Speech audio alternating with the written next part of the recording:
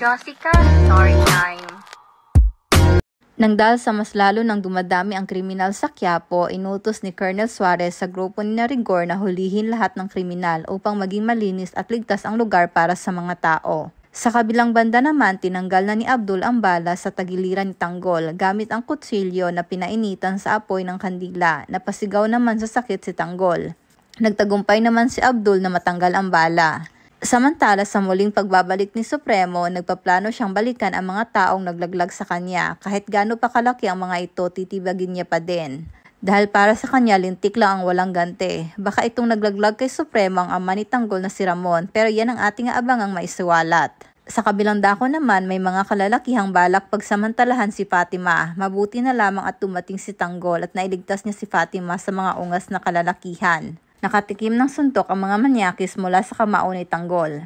Dahil sa pagligtas ni Tanggol kay Fatima, mas lalong mahuhulog ito sa kanya. Ano kaya ang kayang gawin ni Fatima para sa pagmamahal niya kay Tanggol? Yan ang ating abangan sa FPJ's Batang Quiapo.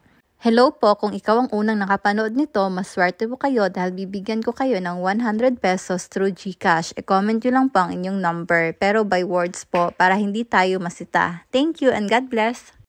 For more updates, please don't forget to subscribe and like, and please hit the notification bell para lagi kang updated sa FPJ's Batang Quiapo. Iyan lamang po. God bless everyone!